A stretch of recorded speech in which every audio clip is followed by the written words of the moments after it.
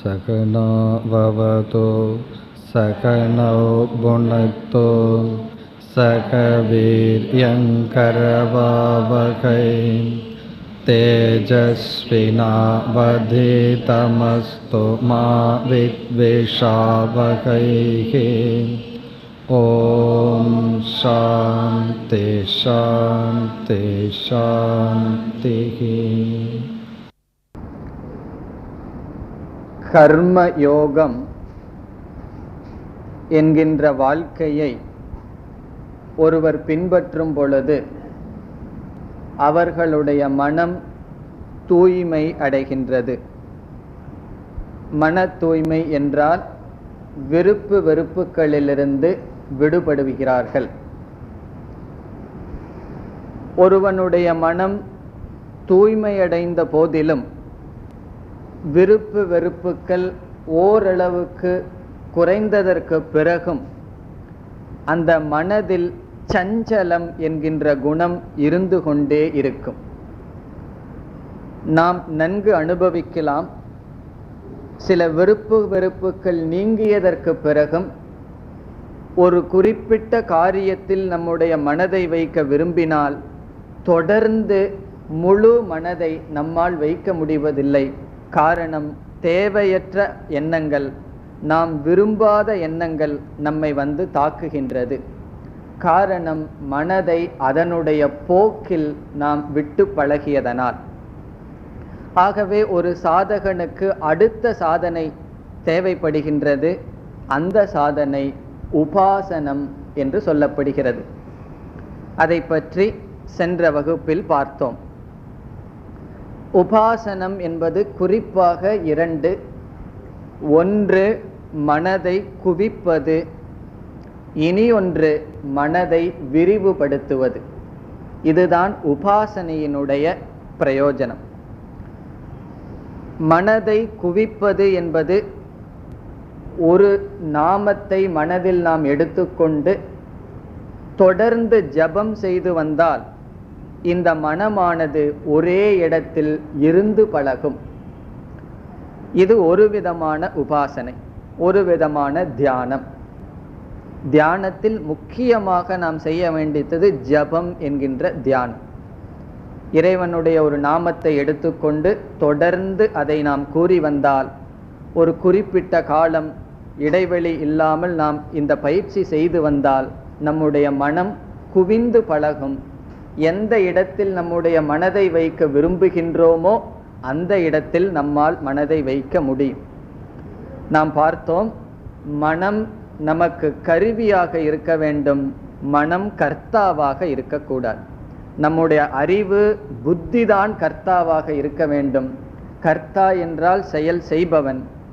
ஆனால் மனம் அடங்காதவர்களுடைய நிலை என்ன? அவர்களுடைய விருப்பம் ஒன்றாக இருக்க மனம் எதை செய்ய விரும்புகின்றதோ அதன்படி வாழ்கிறார்கள். ஆங்கிலத்தில் கூறுவார்கள், mind is a good servant, bad master என்று கூறுவார்கள்.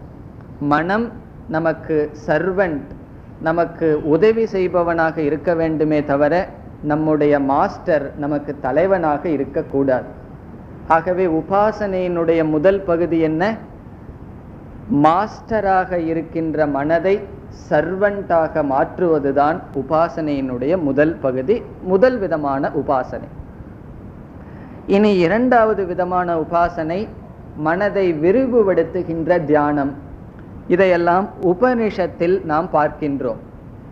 வேதத்தில் உபாசனா காண்டம் என்ற பகுதியில் விதவிதமான தியானங்கள் கூறப்படுகின்றது.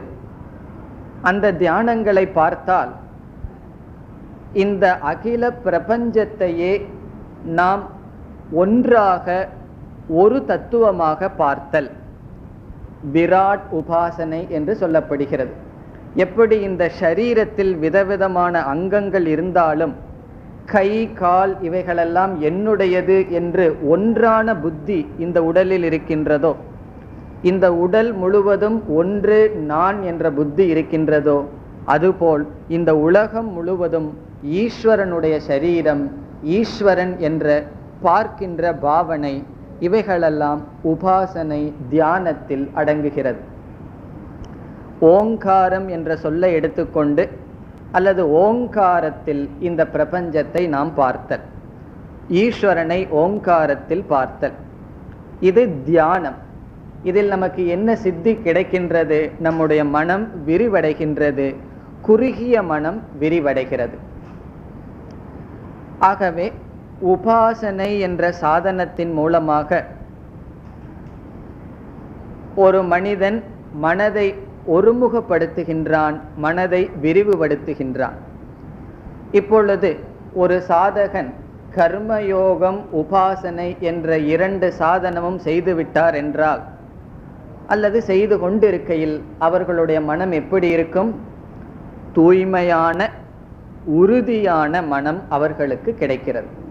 தூய்மையான மனம் கர்மயோகத்தில், உறுதியான மனம் உபாசனை தியானத்தில் கிடைக்கிறது. அந்த மனம் என்ன செய்ய விரும்பும்?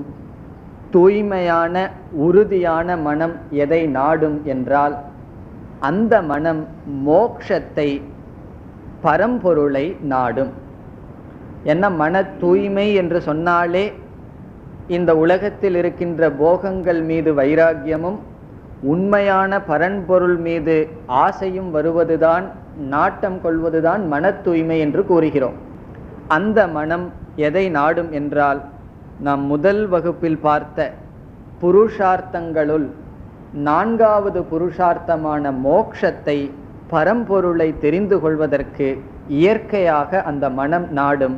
பிறகு அந்த சாதகன் செய்ய வேண்டிய அடுத்த சாதனை ஞான யோகம் என்கின்ற சாதனை. இன்று நாம் ஞான யோகம் என்ற தலைப்பில் கருத்துக்களை பார்க்க இருக்கின்றோம். சென்ற வகுப்பில் உபாசனையை பற்றி பார்த்தோம், அதற்கு முன் கர்மயோகம் பற்றி பார்த்தோம். இன்று நாம் விளக்கத்துக்கு எடுத்துக்கொள்வது ஞான யோக. ஞான யோகம் என்பதும் சாதனை. இந்த சாதனையினால் அடையப்படுகின்ற சாத்தியம், முடிவானது மோக்ஷம். 4வது புருஷார்த்தமான மோக்ஷம், முக்தி, விடுதலை. தமிழ்ல கூறினால் வீடு பேறு. இதை வீடு பேறு என்று கூறுவார்கள். அறம், பொருள், இன்பம், வீடு. இந்த மோக்ஷம் என்பது 4வது புருஷார்த்தம். அதுதான் வாழ்க்கையில் அடையப்பட வேண்டியது. அதற்கு நேரடியான சாதனை ஞான யோகம் என்று சொல்லப்படுகிறது. ஞான யோகம் இதனுடைய லட்சணம், முதலில் லட்சணத்தை கூறிவிட்டு பிறகு விளக்கத்தை பார்க்க உள்ளோம். ஞான யோகம் என்பது ஸ்ரவண மனன நிதித்தியாசனம். ஸ்ரவணம் என்றால் சாஸ்திரத்தை கேட்டல், குரு முகமாக சாஸ்திரம் படித்தல். சாஸ்திரம் என்றால் இங்கு குறிப்பாக வேதாந்த சாஸ்திரம் அல்லது உபனிஷத் படித்தல். அதை சிரவணம், படித்தல் என்று நாம் கூறுவதில்லை. காரணம், அதை கேட்பதனால் சிரவணம் என்று சொல்லப்படுகிறது. ஒரு பொருளை பற்றி சில விஷயங்களை கேட்கும் பொழுது நமக்கு என்ன தோன்றும்? கவனமாக கேட்டாலும் கூட சில சந்தேகங்கள் தோன்றும். அந்த சந்தேகங்களை நீக்குவதற்கு அடுத்து செய்கின்ற சாதனை மனனம். சிரவணத்தை கேட்டல் என்று மொழிபெயர்க்கலாம், மனனத்தை சிந்தித்தல் அல்லது சந்தேகங்களை நீக்குதல்.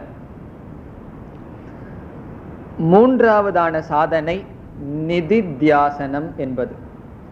சிரவணம் கேட்டல், மனனம் சிந்தித்தல் அல்லது சந்தேகங்களை நீக்குதல். 3வதாக நிதித்தியாசனம். நிதித்தியாசனம் என்றால் அந்த ஞானத்தை நம்மயம் ஆக்குவது, ஒரு விதமான தியானம். நிதித்தியாசனம் என்பது ஒரு விதமான தியானம். சில இடங்கள்ல தியானம் என்றே சொல்லப்படுகிறது. அதில் நம்முடைய குறிக்கோள், கொள்கை என்ன? ஞானமும் நம்முடைய வாழ்க்கையும் நேராக இருக்க முயற்சி செய்தல், ஞானத்தை நம்மயம் ஆக்குதல். ஆகவே கேட்டல், சிந்தித்தல், தெளிதல் என்று தமிழில் கூறுவார்கள் நிதித்தியாசனத்தை, அல்லது தியானித்தல். இந்த 3ம் சேர்ந்து ஞான யோகம் என்று சொல்லப்படுகிறது. சிரவணம், மனனம், நிதித்தியாசனம் இந்த 3 சாதனைகளும் சேர்ந்து ஞான யோகம் என்று சொல்லப்படுகிறது. இந்த கேட்டல், சிந்தித்தல், தெளிதல், சிரவணம் என்றால் என்ன என்ற விசாரத்துக்கு வருவதற்கு முன் இந்த சிரவணத்தினுடைய அவசியம் நமக்கு நன்கு புரிய வேண்டும். வேதாந்தத்தில் ரொம்ப புரிந்து கொள்ள வேண்டியது சம்பந்தம். ஏன் நாம் மோட்சத்திற்கு சாஸ்திரம் படிக்க வேண்டும்? இந்த மோட்சம் சாஸ்திரம் படிக்காமல் வேறு விதத்தில் அடைவதற்கு வாய்ப்பு இருந்தால் எதற்கு சாஸ்திரம் படிக்க வேண்டும்? அல்லது இந்த சாஸ்திரம் படிப்பதற்கும் மோட்சத்திற்கும் என்ன சம்பந்தம் என்பதை நாம் நன்கு முதலில் புரிந்து கொள்ள வேண்டும்.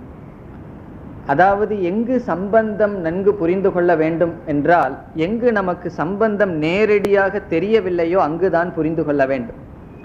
உதாரணமாக, உணவை உட்கொண்டால் பசி நீங்கும். உணவை உட்கொள்ளுவதும் பசியை நீங்குவதற்கும் உள்ள சம்பந்தத்தை நாம் போதிக்க வேண்டிய அவசியமில்லை. காரணம் என்ன? நேரடியாக அனுபவிக்கின்றோம். பசியாக இருக்கின்றது, உணவை சாப்பிடுகின்றேன், பசி போகிறது. யாரும் உணவு சாப்பிடுவது பசி நீங்குவதற்குள்ள சம்பந்தத்தை விளக்க வேண்டிய அவசியமில்லை. ஆனால் இங்கு சாஸ்திரம் படிப்பதற்கும் என்னுடைய துயரம் நீங்குவதற்கும் சம்பந்தம் தெரியவில்லை. சாஸ்திரம் படிக்க சொல்கிறீர்கள், அதற்கு என்னுடைய மன துயரம் நீங்குவதற்கும் என்ன சம்பந்தம்? அல்லது எனக்கு மோட்சம் வருவதற்கும் படிப்பதற்கும் என்ன சம்பந்தம் என்று புரியவில்லை. சில சமயங்களில் சாஸ்திரம் படித்தவர்களை பார்த்து, அவர்கள் சம்சாரியாக இருப்பதை பார்த்து நமக்கு சாஸ்திரம் படிப்பதில் வைராகியமும் வருகிறது.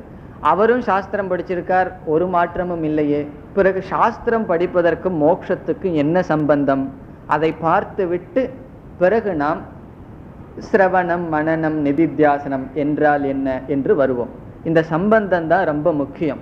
இதை நாம் நன்கு புரிந்து கொண்டால் சாஸ்திரத்தினுடைய அவசியம் நமக்கு தெரியும்.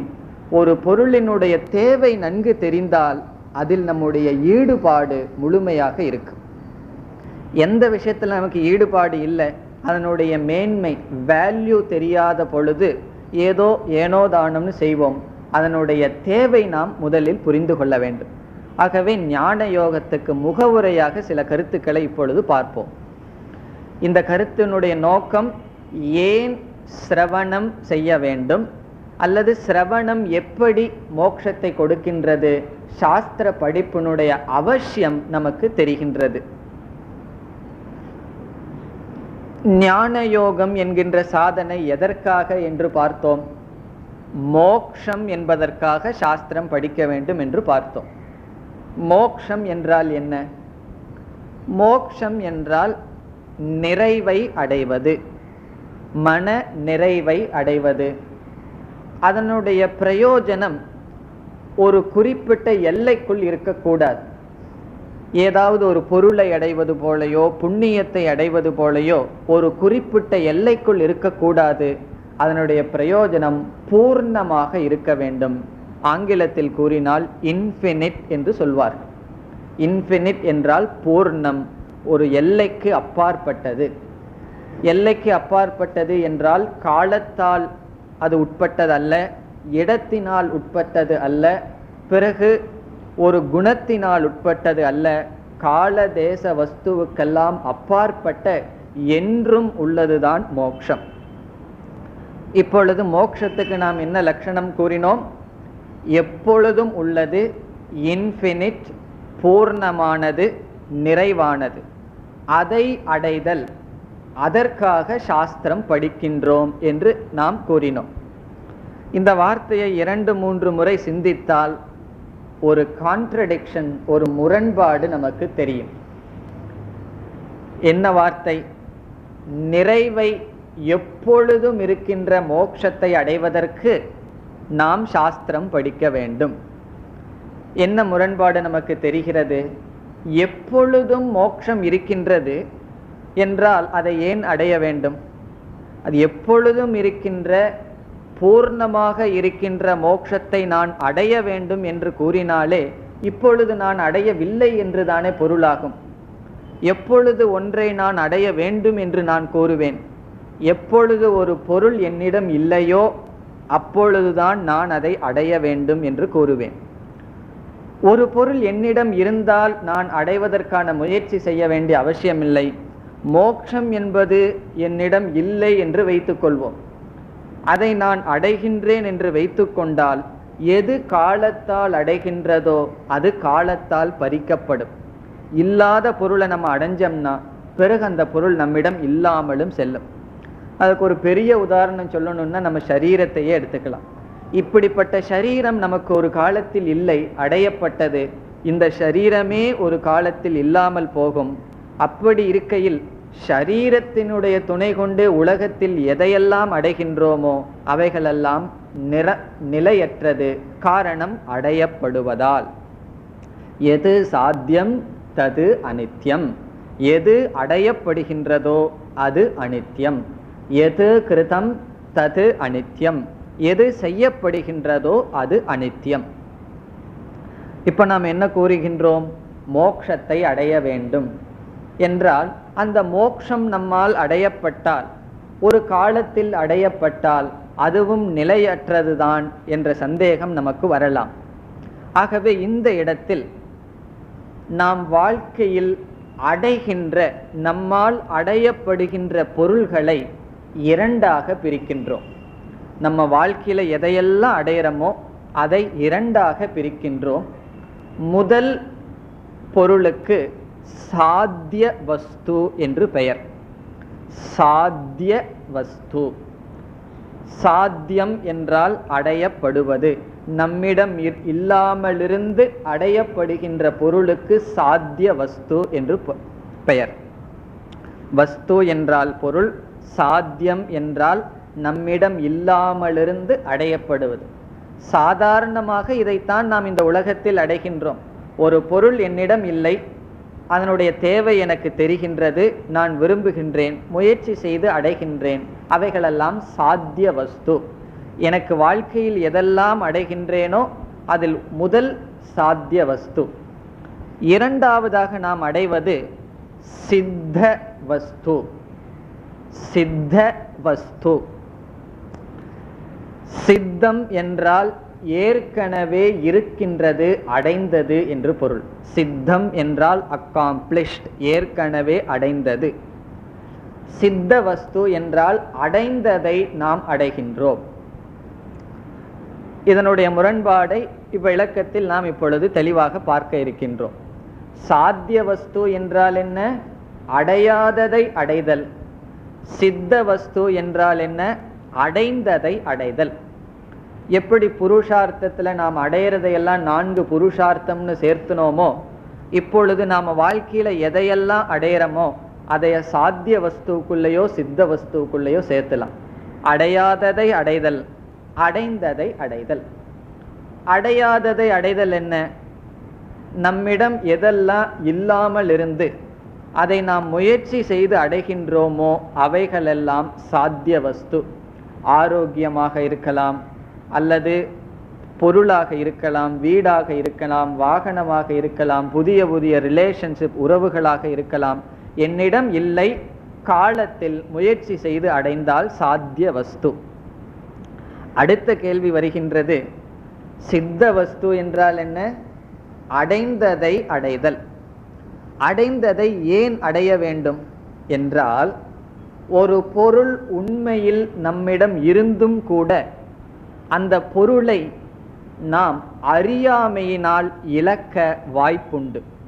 ஒரு பொருள் நம்மிடம் இருக்கின்றது, அந்த பொருளை பற்றிய அறியாமையினால் அந்த பொருளை இருந்தும் நாம் இழந்தவர்கள் ஆகலாம். இப்போ வேறு விதத்தில் சொன்னா, 2 விதத்தில் ஒரு பொருளை நாம் துளைத்து விடலாம், இழந்து விடலாம். ஒன்று, நிஜமாலுமே அந்த பொருளை நாம் இழந்து விடலாம். இனி ஒன்று, நான் இழந்து விட்டேன் என்ற அறியாமையில் அந்த பொருளை நாம் இழந்து விடலாம். இதுக்கு நம்ம சம்பிரதாயத்தில் நமக்கு தெரிஞ்ச கதை ஒன்று சொல்வார்கள். 10 பேர் ஆத்தை கடக்கிறார்கள். கடந்ததற்கு பிறகு ஒருவன் எண்ணிக்கை செய்கின்றான், 10 பேரும் கடந்து விட்டோமா என்று. அவன் தன்னை விட்டு விட்டு 9 பேரை எண்ணுகின்றான். பிறகு அவன் 10வது மனிதனை தேடுகின்றான். இப்பொழுது அவனுடைய செயலை கேள்வி கேட்போம். அவன் ஒரு பொருளை தேடுகின்றான், நாடுகின்றான். யாரை நாடுகின்றான்? 10வது மனிதனை நாடுகின்றான். அந்த 10வது மனிதன் ஒரு கால் அவனுக்கு தெரிய வரும் பொழுது அவன் அடையாததை அடைந்தானா, அடைந்ததை அடைந்தானா? அடையாத ஒரு மனிதனை அடையவில்லை, அவன் அவனையே அடைகின்றான். பிறகு ஏன் அவன் தேடுகின்றான்? அடைந்த பொருளையும் ஏன் அடைய வேண்டும்? ஒரு பொருள் அறியாமையினால் இழக்கப்பட்டால் அந்த பொருளை நாம் தேடித்தான் அடைய வேண்டும், அந்த பொருளையும் நாம் அடைந்துதான் ஆக வேண்டும். இப்ப நம்ம பார்க்கிற ஒரு கருத்து, முக்கியமான கருத்து என்ன? ஒரு பொருளை நாம் அறியாமையினால் இழந்து விட்டால் அந்த பொருளை நாம் தேடித்தான் அடைய வேண்டும், அந்த பொருளை நாம் அடைய வேண்டும். அப்படிப்பட்ட பொருளை அடைவதற்குத்தான் சித்த வஸ்து என்று பெயர். சித்த வஸ்து என்றால் ஏற்கனவே இருக்கின்ற பொருள், நம்மை விட்டு செல்லவில்லை, ஆனால் அறியாமையினால் அது நம்மை விட்டு சென்று விட்டது. ஒரு பொருள் அறியாமையினால் இழக்கப்பட்டால் அது நம்மிடம் இல்லாததுக்கு சமம். அது இல்லை என்று சொல்ல முடியாதது, இல்லாததற்கு சமம். இனி அடுத்த கேள்வி, சாத்திய வஸ்து எதனால் அடையப்படுகிறது என்றால் முயற்சியால் அடையப்படும், காலத்தினால் அடையப்படும். சாத்திய வஸ்து நம்மிடம் இல்லாத பொருளை. இந்த சித்த வஸ்துவை எதனால் அடையப்படும்? சித்த வஸ்து என்றால் என்ன? நம்மிடம் ஏற்கனவே இருக்கின்ற பொருளை எதனால் நாம் அடைய முடியும்? நாம் கேள்வி கேட்க வேண்டும், எதனால் நாம் இழந்தோம்? அறியாமையினால் நாம் இழந்தோம். ஆகவே சித்த வஸ்துவுக்கு சாதனம் அறியாமையை நீக்குவது. அறியாமையை நீக்குவது என்பது ஞானத்தை அடைவது. சித்த வஸ்துவை எப்படி நாம் அடைகின்றோம்? ஞானத்தினால் அடைகின்றோம். 10வது மனிதன் எப்பொழுது அவனை அடைவான்? ஒரு மணி நேரம் சிரசாசனம் செய்தால் அவன் அடைந்து விடுவானா? முடியாது. அவனுடைய அறிவு வர வேண்டும், நான் தான் அந்த 10வது மனிதன் என்ற அறிவு. அந்த அறிவினால் அவனை அடைகின்றான். இதே போல அந்த காலத்துல பல உதாரணங்கள் கூறுவார்கள். கழுத்துல மாலையை போட்டுட்டு மாலையை தேடுவது, இந்த காலத்துல பாக்கெட்லயே சின்ன சாவியை வச்சுட்டு ஸ்கூட்டர் சாவியை தேடிட்டு இருக்கிறது. இதெல்லாம் என்னன்னா ஏற்கனவே நம்மிடம் இருக்கிறது. சில பேர் கண்ணாடியை நெத்தியில வச்சுட்டு கண்ணாடியை தேடுவார்கள். இதை எப்பொழுது அடைய முடியும்? நம்மை விட்டு செல்லவில்லை என்ற அறிவினால் அடைய முடியும். காரணம், அந்த பொருள் அறியாமையினால் இழந்து விடுகிறது. ஆகவே இந்த முரண்பாட்டை நாம் எப்படி தீர்வு காணுகின்றோம்? என்ன முரண்பாடு? அடைந்த மோட்சத்தை, அடைந்த பொருளை ஏன் அடைய வேண்டும் என்ற கேள்வி வரும் பொழுது அடைந்த பொருளும் நம்மால் அடையப்பட வேண்டிய சூழ்நிலை வரலாம். எப்பொழுது? அந்த பொருள் அறியாமையினால் இழந்து விட்டால். அறியாமையினால் ஒரு பொருள் இழந்து விட்டால் அந்த பொருளை நாம் எப்படி அடையலாம்? ஞானத்தினால் அடைய வேண்டும். இது ஒரு முக்கியமான கருத்து. இரண்டாவது கருத்து, அந்த ஞானத்தை எப்படி அடைதல்? ஒரு ஞானத்தை நாம் எப்படி அடைதல்? இந்த கருத்திலையும் சமுதாயத்தில் விதவிதமான குழப்பங்கள் நிலவி வருகிறது. ஞானம் எப்படி வருகின்றது? முதலில் என்ன புரிந்து கொள்ள வேண்டும்? சித்த வஸ்துவை, ஏற்கனவே இருக்கின்ற வஸ்துவை ஞானத்தினால் தான் அடைய முடியும் என்று புரிந்து கொள்ள வேண்டும். செயலினால் அடைய முடியாது, எதனாலும் அடைய முடியாது, ஞானத்தினால் மட்டும் அடைய முடியும். காரணம், அந்த பொருள் உண்மையில் நாம் இழக்கவில்லை, அறியாமையினால் இழந்தது போல் இருக்கின்றது. அடுத்த கேள்வி, எப்படி ஞானம் நமக்கு வருகின்றது? ஞானத்தை அடைவதற்கு என்ன மார்க்கம், என்ன வழி? சாதாரணமாக எந்த ஒரு ஞானத்தையும் நாம் எப்படி அடைகின்றோம் என்பது அடுத்த விசாரம். ஞானத்தை அடைய விரும்புகின்றவனுக்கு சாஸ்திரத்தில் பிரமாதா என்று சொல்லப்படுகிறது. பிரமாதா என்றால் ஞானத்தை அடைய விரும்புபவன், பிரமாதா. நாம் ஒரு பொருளை பற்றிய ஞானத்தை அடைய விரும்புகின்றோம். அந்த பொருளுக்கு பிரமேயம் என்று சொல்லப்படுகிறது. பிரமேயம் என்றால் நாம் விரும்பி அறிய வேண்டிய பொருள், நம்மால் அறிய விரும்புகின்ற பொருளுக்கு பிரமேயம்.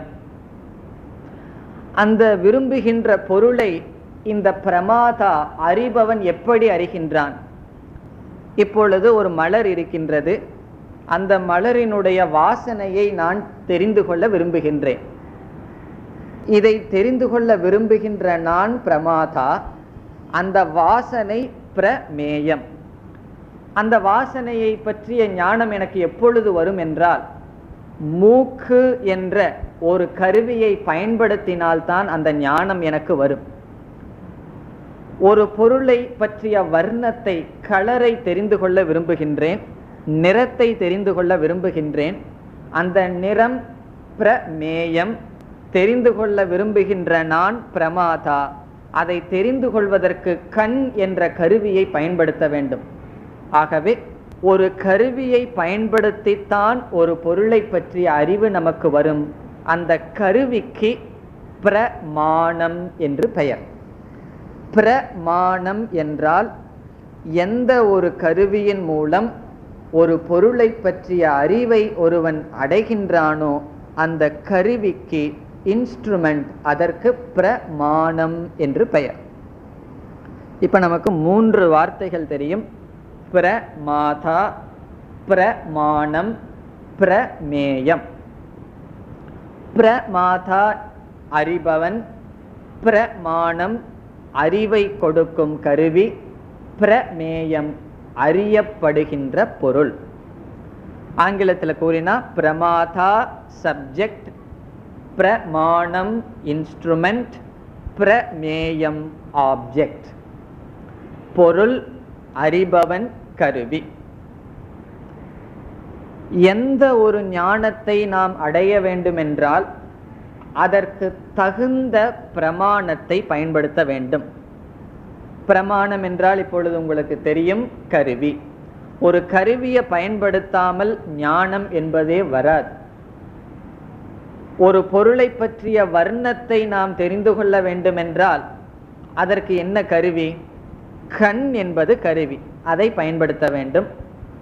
என்ன சப்தம் அங்கு இருக்கின்றது என்ற ஞானம் அடைய வேண்டுமென்றால் காது என்ற கருவியை பயன்படுத்த வேண்டும். ஒரு பொருள் எவ்வளவு மென்மையாக இருக்கின்றது என்று தெரிந்து கொள்ள வேண்டுமென்றால் ஸ்பர்ஷம் என்பதை பயன்படுத்த வேண்டும். இவ்விதம் பிரமாணத்தை பயன்படுத்துவதன் மூலமாக பிரமேயத்தை பற்றிய ஞானம் பிரமாதாவுக்கு வருகின்றது. இதில் நான் எந்த பிரமாணத்தை பயன்படுத்த வேண்டும் என்பது பிரமாதாவுக்கு தேர்ந்தெடுக்கும் வாய்ப்பு கிடையாது. நான் எந்த பொருளை தெரிந்து கொள்ள விரும்புகின்றேனோ அதற்கு தகுந்த பிரமாணத்தை பயன்படுத்த வேண்டும். உதாரணமாக, ஒரு மலரினுடைய நிறத்தை தெரிந்து கொள்ள வேண்டும் என்று விரும்புகின்றேன். பிறகு நான் கூறலாமா, காதை வேண்டுமானாலும் பயன்படுத்துவேன், நாக்கை வேண்டுமானாலும் பயன்படுத்துவேன், நுகர்ந்து வேண்டுமானாலும் பயன்படுத்துவேன் என்று சொல்ல முடியாது. அந்த வர்ணம் எனக்கு லட்சியமாக இருந்தால் நான் பயன்படுத்த வேண்டிய பிரமாணம் கண் மட்டும்தான். இது பிரமேயமாக என்னால் தேர்ந்தெடுக்கப்பட்டால் அதற்கு தகுந்த பிரமாணத்தை தான் தேர்ந்தெடுக்க வேண்டும். அந்த இடத்துல பிரமாதாவாகிய எனக்கு சாய்ஸ், தேர்ந்தெடுக்கும் வாய்ப்பு கிடையாது. இப்ப எதை நான் லட்சியமாக பிரமேயமாக தேர்ந்தெடுக்கின்றேனோ அதற்கு தகுந்த பிரமாணத்தை நாம் பயன்படுத்த வேண்டும். இப்ப இந்த கருத்து நமக்கு புரிந்துவிட்டால் இப்பொழுது இதெல்லாம் எதற்கு? ஞானம், ஞான விவகாரக, ஞானத்தை அடைவதற்கு இந்த நியதிகள். ஒரு ஞானம் நமக்கு வர வேண்டுமென்றால் அதை அறிபவன் அந்த பொருளை பற்றி கொடுக்கின்ற ஞானத்திற்கு கருவியை கண்டிப்பாக பயன்படுத்தினால்தான் ஞானம் வரும். இது புரியாத காரணத்தினால்தான் பலர் ஞானத்தை பல விதத்தில் அடைய முடியும் என்று நினைக்கிறார்கள். எந்த ஞானத்தை எப்பொழுது அடைய முடியும்? சரியான பிரமாணத்தை பயன்படுத்தினால் பிரமேயத்தை பற்றிய அறிவு வரும். இப்பொழுது மோக்ஷம் என்பது பரம்பொருளை பற்றிய அறிவு.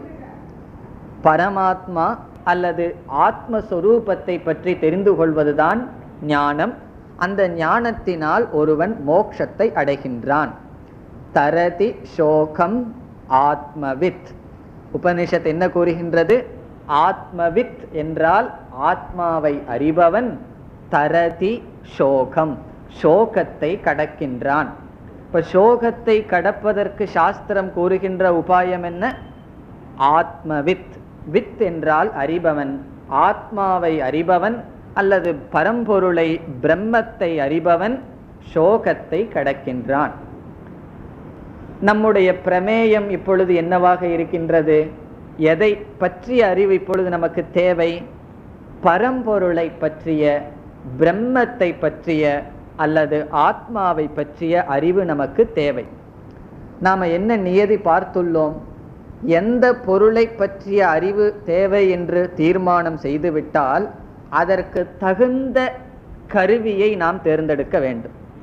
பிரம்மத்தை தெரிந்து கொள்ள வேண்டும் என்ற ஆர்வம் இருக்கின்றது. அதற்கு தகுந்த கருவி கண்ணா, காதா, மூக்கா என்று கேட்டால் 5 இந்திரியங்களும் கருவி அல்ல. நம்முடைய 5 இந்திரியங்களும் கண், மெய்வாய், கண், மூக்கு, செவி என்ற 5 இந்திரியங்களும் அந்த பிரம்மத்தை காட்டும் கருவி அல்ல, பிரமாணம் அல்ல. பிறகு என்ன பிரமாணம்? சாஸ்திரம், வேதாந்த சாஸ்திரம் பிரமாணம். வேதாந்த சாஸ்திரம் என்றால் வேதத்தினுடைய கடைசி பகுதியில் அமைந்துள்ள உபனிஷத் பிரமாணம். எதற்கு பிரமாணம்? அந்த பிரம்மத்தை பற்றி அல்லது சாஸ்திரம். அந்த பிரம்மத்தை பற்றிய அறிவினால் நமக்கு என்ன பிரயோஜனம்? பிரம்மத்தை தெரிந்து கொள்வதனால் என்ன பிரயோஜனம்?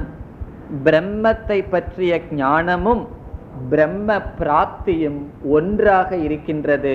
காரணம், பிரம்ம சித்த வஸ்து, சாத்திய வஸ்து அல்ல. என்னை பற்றி தானே நான் தெரிந்து கொள்கின்றேன். நான் சித்தமானவனா, சாத்தியமானவனா? நான் ஏற்கனவே அடையப்பட்டவன்.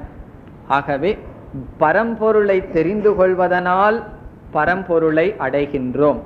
பரம்பொருளை அடைதல் என்பது மோட்சத்தை அடைதல். காரணம் என்ன?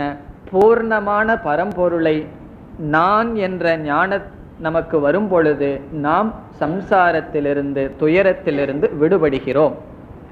அந்த பரம்பொருளை நமக்கு காட்டுகின்ற கருவிதான் இன்ஸ்ட்ருமெண்ட், அதுதான் பிரமாணம், அது வேதாந்த சாஸ்திரம். ஆகவே ஞான யோகம் என்றால் என்னவென்று முதலில் அறிமுகப்படுத்தினோம். சிரவணம், சாஸ்திரம் படித்தல். ஏன் சாஸ்திரம் படிக்க வேண்டும்? அதற்கு பதில் சாஸ்திரம் பிரமாணமாக இருப்பதனால். சாஸ்திரம் பிரமாணமாக இருப்பதனால் சாஸ்திரத்தை படிக்கின்றோம். இப்ப நமக்கு சம்பந்தம் புரிய வேண்டும். சாஸ்திரம் படிக்கிறதுக்கு மோட்சத்துக்கு என்ன சம்பந்தம்? சாஸ்திரம் கருவி, பிரமாணம். எதற்கு பிரமாணம்? பரம்பொருளை பற்றிய அறிவை கொடுப்பதற்கு. பரம்பொருளை பற்றிய அறிவு எனக்கு வந்து விட்டால் அதனால் எனக்கு என்ன பிரயோஜனம்? பரம்பொருளை பற்றிய அறிவும் பரம்பொருளை அடைதலும் ஒன்றாகிறது. எப்படி? 10வது மனிதன் 10வது மனிதனை அறிவதும் 10வது மனிதனை அடைவதும் ஒன்றாகிறது. அந்த 10வது மனிதனை ஆத்துக்குள்ளையா அவன் அறிந்தான்? இல்லை, அவன் தானாக அறிந்தான். 10வது மனிதனை அறிவதும் அடைவதும் ஒன்று.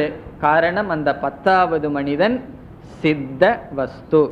அதே போல் அந்த பிரம்மமானது, ஆத்மாவானது, பிரம்ம ஆத்மா ஒரே பொருள்.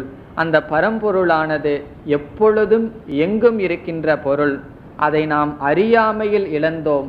ஒரு பொருள் அறியாமையில் இழந்தால் அறிவினால் அடையப்படும். அறிவு எப்படி வரும்? பிரமாணத்தை பயன்படுத்துவதனால். பிரமாணம் என்பது சாஸ்திரம். சாஸ்திரத்தை நாம் கேட்டல் என்பது ஞான யோகம். இனி சிரவணம், மனனம், நிதித்தியாசனம் என்றால் என்ன என்ற லட்சணத்துக்கு வருவோம். இதுவரைக்கும் ஞான யோகத்தினுடைய சம்பந்தத்தை தான் பார்த்தோம். ஞான யோகம் என்றால் சாதனை, சிரவணம் சாஸ்திரம் படித்தல். சிரவணம் என்பதனுடைய லட்சணத்திற்கு வருவோம். இந்த சிரவணம் என்பதற்கு ஆழமான லட்சணங்கள் எல்லாம் இருக்கின்றது. அதை பற்றியெல்லாம் நாம் உபனிஷத்தை படிக்கும் பொழுது பார்ப்போம். இப்பொழுது சுருக்கமாக பார்ப்போம். சிரவணம் என்றால் சாஸ்திரத்தை கேட்டல். சாஸ்திரத்தை கேட்டல் என்றால், சாஸ்திரமானது, இந்த இடத்தில் நான் சாஸ்திரம் என்று கூறும் பொழுது உபனிஷத் வேதாந்தத்தை குறிப்பிடுகின்றேன். உபனிஷத்தானது பல கருத்துக்களை பேசுகின்றது.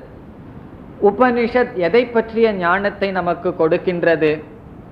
முதலில் உபனிஷத் என்னை எனக்கு அறிமுகப்படுத்துகின்றது. நான் ஜீவாத்மா யார் என்ற ஞானத்தை கொடுக்கின்றது. ஜீவஸ்வரூபம் உபனிஷத்தினால் விசாரம் செய்யப்படுகிறது. ஜீவக என்றால் நாம், நம்முடைய உண்மையான தன்மை என்ன என்று உபனிஷத் பேசுகிறது. அதைத் தொடர்ந்து உபனிஷத் நாம் கையாளுகின்ற உலகத்தை பற்றி பேசுகின்றது. ஜெகத் விசாரம். இந்த ஜெகத்தை பற்றி உபனிஷத் சில கருத்துக்களை நமக்கு கூறுகிறது. முதலில் என்னை பற்றி பேசுகிறது. யார் நீ? உனக்கு என்னென்னலாம் இருக்கின்றது? உனக்கு சரீரம் இருக்கு, ஸ்தூல சரீரம், சூக்ஷ்ம சரீரம், நல்லா என்னை பற்றி பேசுகின்றது. பிறகு நாம் கையாளுகின்ற உலகத்தை பற்றி பேசுகிறது. சில சமயங்கள்ல நானே எனக்கு துயரத்திற்கு காரணமாக இருக்கின்றேன், சில சமயங்கள்ல உலகத்தை சுட்டிக்காட்டி இதனால் நான் துயரப்படுகின்றேன் என்றும் கூறுகின்றோம். அந்த நம்முடைய மேலோட்டமான அனுபவத்தில் துயரம் கொடுக்கின்ற ஜெகத்தை பற்றி உபனிஷத் பேசுகிறது. பிறகு இந்த ஜெகத்தை படைத்த ஈஸ்வரனை பற்றி உபனிஷத் பேசுகிறது. இப்போ உபனிஷத்தில் என்னென்ன கருத்துக்கள் குறிப்பாக பேசப்படுகின்றது? ஈஸ்வர, ஜெகத், ஜீவக. ஜீவனை பற்றி, ஜெகத்தை பற்றி, ஜெகத் என்றால் நாம் அனுபவிக்கின்ற பிரபஞ்சம். பிறகு ஈஸ்வரனை பற்றி பேசுகிறது. ஈஸ்வரனை சாஸ்திரம் எப்படி நமக்கு அறிமுகப்படுத்துகின்றது என்றால், இந்த உலகத்தை காட்டி இந்த உலகத்திற்கு யார் காரணமோ அவன் ஈஸ்வரன் என்று அறிமுகப்படுத்தி அந்த ஈஸ்வரனை பற்றி சாஸ்திரம் பேசுகிறது. இதையெல்லாம் நாம் உபனிஷத் படிக்கும் பொழுது இப்படிப்பட்ட கருத்துக்களை எல்லாம் நாம் படிப்போம்.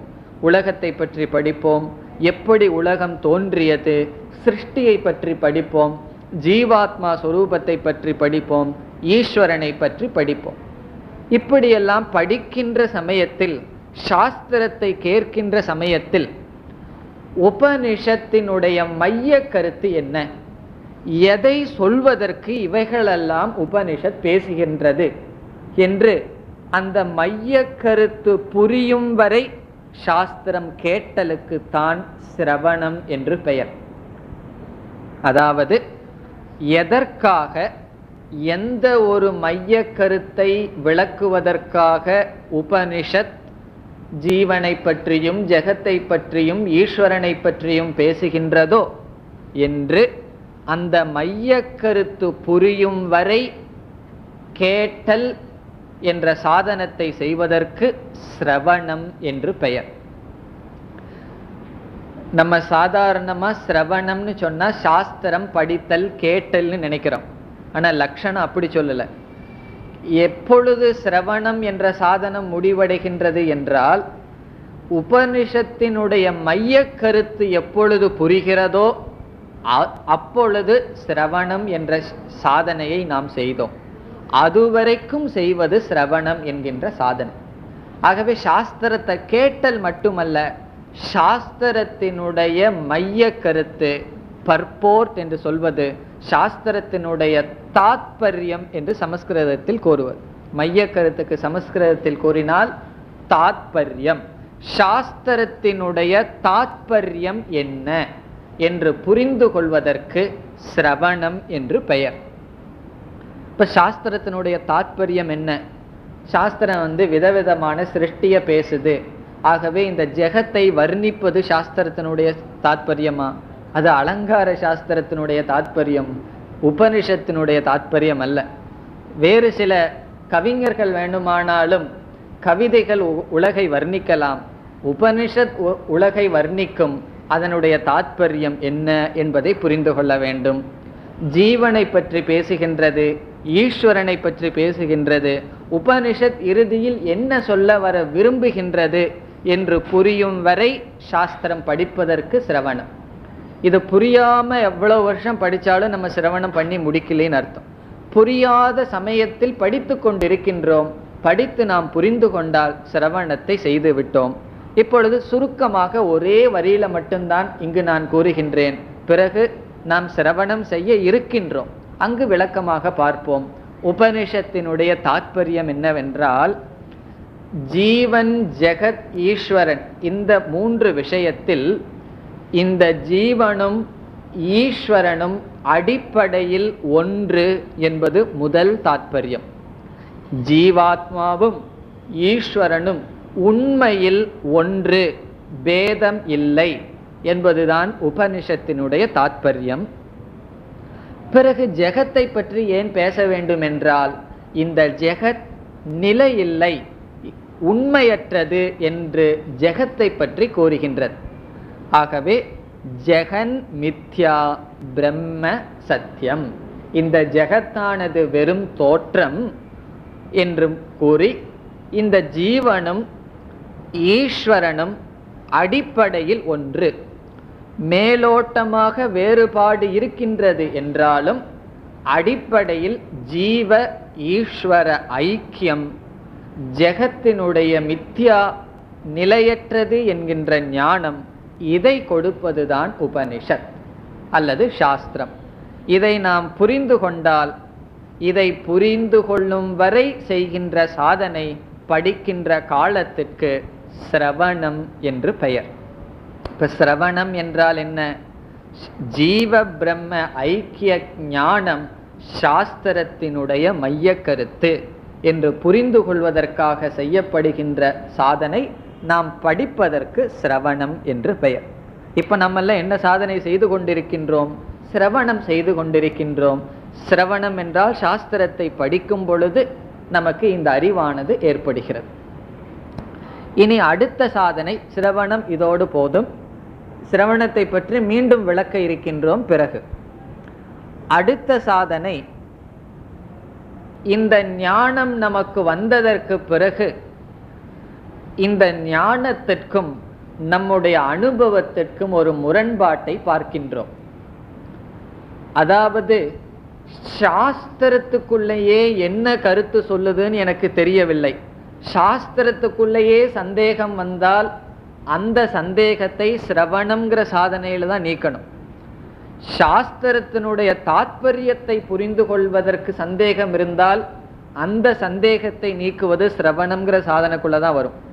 இப்ப சாஸ்திரம் ஜீவனுக்கும் பிரம்மனுக்கும் ஐக்கியத்தை சொல்லுதா, அங்கங்களை சொல்லுதா, வேறு ஏதாவது கருத்தை சொல்லுதா, இந்த ஜெகத் சத்தியம்னு சொல்லுதான்னு சந்தேகம் வந்ததுன்னா மீண்டும் சாஸ்திரத்தை படித்து புரிந்து கொள்வதற்குள் சிரவணம் என்ற சாதனைக்குள்ளதான் வரும். ஆனால் சாஸ்திரம் சொல்ற கருத்து எனக்கு புரிந்து விட்டது, சந்தேகம் கிடையாது. இதுதான் சாஸ்திரத்தினுடைய தாற்பயம் என்று புரிந்து விட்டதற்கு பிறகும் என்னுடைய அனுபவத்திற்கு முரண்பாடாக இருக்கின்றதே என்ற சந்தேகம் வந்தால் அதை மனனம் என்ற சாதனையில் நீக்க வேண்டும். இப்ப மனனம் என்றால் என்ன?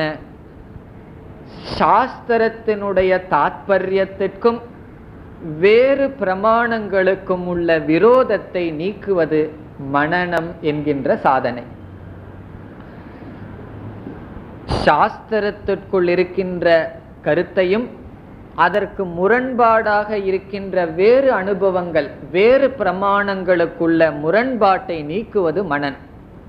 சாஸ்திரத்துக்குள்ளேயே சந்தேகம் வந்ததுன்னா அது சிரவணத்திலேயே தான் அடங்கும். சாஸ்திரத்தினுடைய தாற்பயம் தெரிஞ்சுக்கிறதுக்காக விசாரம் செய்தால் சிரவணம். ஆனால் வேதாந்த சாஸ்திரம் ஜீவ பிரம்ம ஐக்கியத்தை கூறுகின்றதே, என்னுடைய அனுபவம் அவ்வாறு இல்லையே, அதை நான் எப்படி புரிந்து கொள்வது? அப்படி விசாரம் செய்தால் மனனம். வேதாந்த சாஸ்திரமானது ஜெகத் மித்யா என்றும் பிரம்ம சத்தியம் என்றும் கூறுகின்றதே, பௌத்த சாஸ்திரமானது புத்த மதத்தில் சூன்யம் என்று சொல்லப்படுகின்றதே என்று மதங்களுக்குள் பேதம் வருகின்றதே, அந்த சந்தேகத்தை நீக்குவது மனனம் என்று பெயர். இப்ப மனனம் என்றால் 2 பிரமாணங்களுக்குள் வருகின்ற சந்தேகத்தை நீக்குதல் மனனம். ஒரே பிரமாணத்துக்குள் வருகின்ற சந்தேகத்தை நீக்கினால் அது சிரவணம். இப்ப வேதாந்த சாஸ்திரத்துக்குள்ளேயே சந்தேகம் வந்தா சிரவணத்தில் அடங்கும். வேதாந்த சாஸ்திரம் என்ற பிரமாணத்திற்கும் என்னுடைய அனுபவத்திற்கும் முரண்பாடு வந்தால் அதை ஆழ்ந்து சிந்தித்து மனனத்தின் மூலமாக நீக்க வேண்டும். உதாரணமாக மனனத்துக்கு ஒரு சிறு உதாரணம் பார்ப்போம். வேதாந்த சாஸ்திரம் கூறுகின்றது நீ பூர்ணமானவன், ஆத்மாவுக்கு சம்சாரம் இல்லை.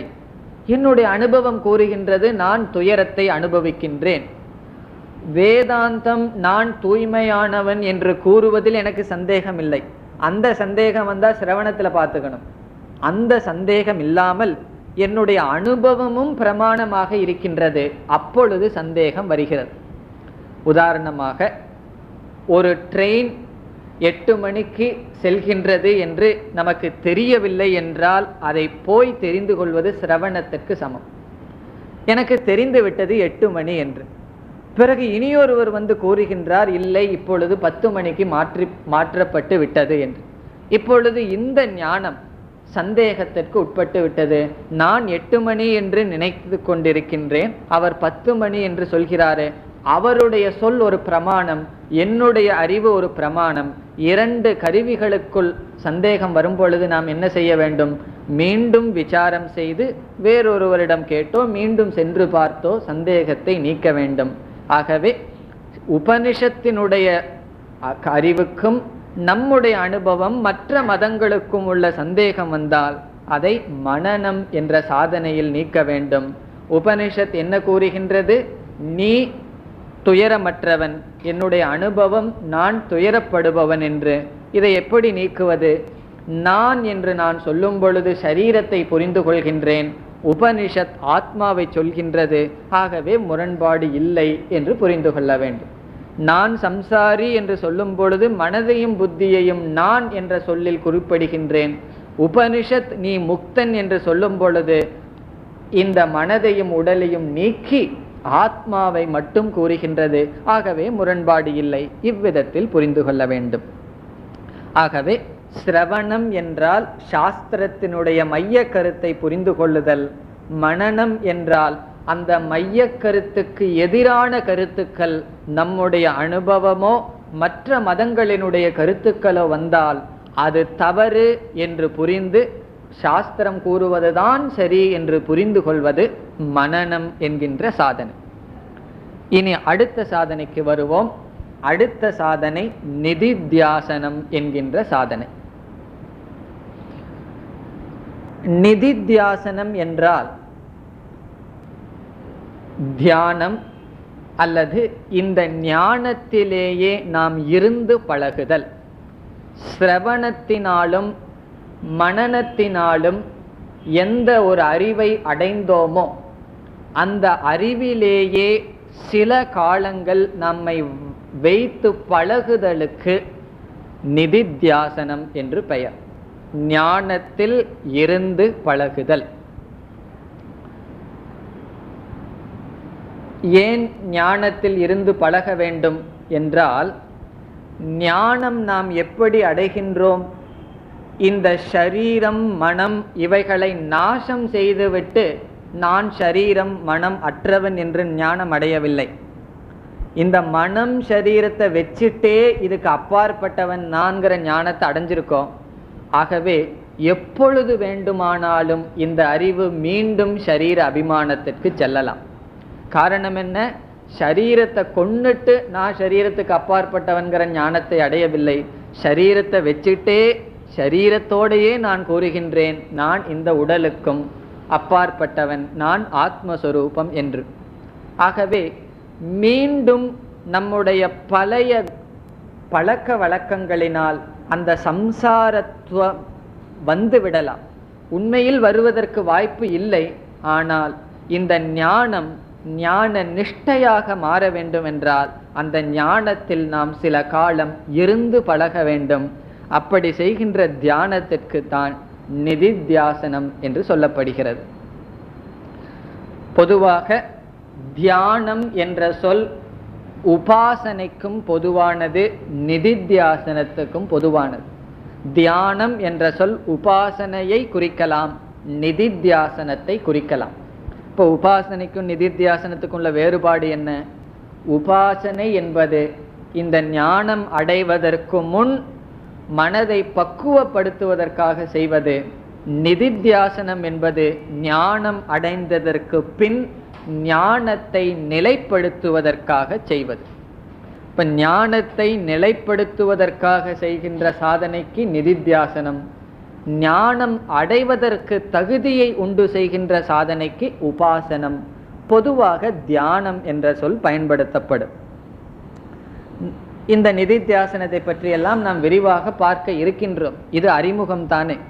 நிதித்தியாசனத்தினுடைய அவசியம், எப்படி செய்ய வேண்டும் என்பதெல்லாம் பிறகு நாம் பார்ப்போம். இப்பொழுது நிதித்தியாசனம் என்ற சொல்லுக்கு தான் பொருள் நமக்கு தெரிந்து கொள்ள வேண்டும்.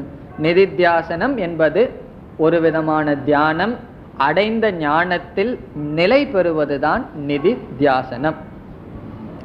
ஒரு சாதகன் சிரவணம், மனனம், நிதித்தியாசனம் என்ற 3 சாதனையை செய்துவிட்டால் அவன் எப்படிப்பட்டவனாகின்றான்? ஸ்தித பிரக்ஞனாக மாறுகின்றான். அந்த வார்த்தையிலேயே 3 சாதனைகள் அடங்கி இருக்கின்றது. பிரக்ஞக என்றால் என்ன? ஞானி, ஞானத்தை அடைந்தவன் பிரக்ஞக. ஞக என்றால் ஜானாதி இதி ஞக. ஞக என்றால் அறிந்தவன். ஒரு பொருளை பற்றிய அறிவை நாம் எப்படி அடைய முடியும்? இங்கு பிரம்மத்தை பற்றிய அறிவை எப்படி அடைந்தோம்? சிரவணம் என்ற சாதனையில் ஞக, ஒருவன் ஞானத்தை அடைகின்றான். சிரவணம் என்ற சாதனையில் அவன் ஞக ஆகின்றான், ஞானத்தை அடைகின்றான். அந்த ஞானம் சந்தேகத்துக்குரியதாக இருந்தால் பிரயோஜனப்படுமா? ஆகவே அந்த சந்தேகத்தை நீக்குவது பிர என்ற சொல் குறிக்கின்றது. பிரக்ஞக என்றால் பிரகர்ஷேன ஞக, மனநேன, மனனம் என்ற சாதனையில் பிரக்ஞனாக மாறுகின்றான். இப்ப ஞக என்பவன் ஞானி. அவன் எப்படி ஞானத்தை அடைகின்றான்? ஞானத்தை எப்படி மாற்றுகின்றான்? சந்தேகமற ஞானத்தை அடைகின்றான். ஆகவே சிரவணத்தில் ஞக, மனனத்தினால் பிரக்ஞக. இந்த ஞானம் மட்டும் இருந்தால் போதாது, அது ஸ்திதமாக இருக்க வேண்டும். நிதித்தியாசனம் என்ற சாதனையில் அவன் எப்படி மாறுகின்றான்? ஸ்தித பிரக்ஞக. ஸ்தித பிரக்ஞக என்றால் ஞான நிஷ்டையை அடைந்தவன். யார் அவன்? முக்தியை அடைந்தவன். அவனுடைய லட்சணத்தை எல்லாம் நாம் சாஸ்திரத்தில் படிக்கின்றோம். ஆகவே சிரவணம், மனனம், நிதித்தியாசனம் என்ற ஞானயோக சாதனையை ஒருவன் செய்தால் அவன் எப்படிப்பட்டவன் ஆகின்றான்? ஸ்தித பிரக்ஞன், முக்தனாக மாறுகின்றான். 4வது புருஷார்த்தத்தையும் அடைந்தவனாக மாறுகின்றான். இந்த ஞான யோகம் என்ற சாதனை எப்படிப்பட்டவனாக ஒரு சாதகன் செய்ய வேண்டும்? நேரடியாக ஞான யோகத்திற்கு வந்துவிடக்கூடாது. கர்மயோகம், உபாசனை என்ற சாதனை வழியாக ஞான யோகத்திற்கு வர வேண்டும். கர்மயோகத்தின் மூலமாக நம்மை நாம் தூய்மைப்படுத்தி, உபாசனையின் மூலமாக மனதை நாம் ஸ்திதப்படுத்தி ஒருமுகப்படுத்தி, பிறகு ஞான யோகம் என்ற சாதனையினால் நாம் மோக்ஷத்தை, மோக்ஷம் என்கின்ற புருஷார்த்தத்தை அடைகின்றோம். இந்த மோக்ஷம் என்றால் என்ன? இப்பொழுது மீண்டும் அந்த கேள்விக்கு வருவோம். மோக்ஷம் என்றால் மன நிறைவு, பூர்ணத்துவம். ரொம்ப அழகான லட்சணம் கீதையில் பகவான் கூறுகின்றார். ஆத்மன்யேவ ஆத்மனா துஷ்டக. மோக்ஷத்தினுடைய லட்சணம் என்ன? இறந்ததற்கு பிறகு எங்கோ போய் அடைவது அல்ல, ஆத்மனி ஏவ, தன்னிடத்திலேயே தான் சந்தோஷமாக இருத்தல் மோக்ஷம். இந்த லட்சணம் மிக அழகான லட்சணம். காரணம் என்னவென்றால், என்னிடத்தில் எனக்கு சந்தோஷம் இல்லைங்கிறது மிக தெளிவாக தெரிகிறது. எப்படி தெரிகிறது? ஒரு நாள் கரண்ட் இல்லை, வீட்டுக்கு யாரும் வரல போகல, தனியாக நான் ரூம்குள்ள இருக்கேன்னா என்னால் சந்தோஷமாக இருக்க முடிகின்றதா? சில பேர் தனிமை என்றாலே பயம் கொள்கின்றார்கள். காரணம் என்ன? என்னிடத்தில் என்னால் இருக்க முடியவில்லை. எனக்கு ஏதாவது ஒரு பொருள் தேவைப்படுகின்றது, திட்டுறதுக்காவது ஆள் தேவைப்படுகின்றது, விருப்பு வெறுப்புகள் நிறைந்து கிடக்கின்றது, அதை வெளிப்படுத்துவதற்கு மனிதர்களோ சூழ்நிலையோ தேவை. என்னிடத்தில் சந்தோஷமாக நான் இல்லை. இந்த ஞானம் நமக்கு எதை கொடுக்கின்றது? என்னிடத்தில் நான் திருப்தியாக இருக்கின்ற மனநிலையை கொடுக்கின்றது. ஆகவே வேதாந்த ரிட்டையர் ஆனதுக்கு அப்புறம் படிக்கணுமா, இல்லை எப்போ படிக்கணும்? ரிட்டையர் ஆனதுக்கு அப்புறம் என்னிடத்தில் நான் திருப்தியாக இருக்கணுமா, இல்லை எப்பொழுதும் நான் திருப்தியாக இருக்க வேண்டுமா?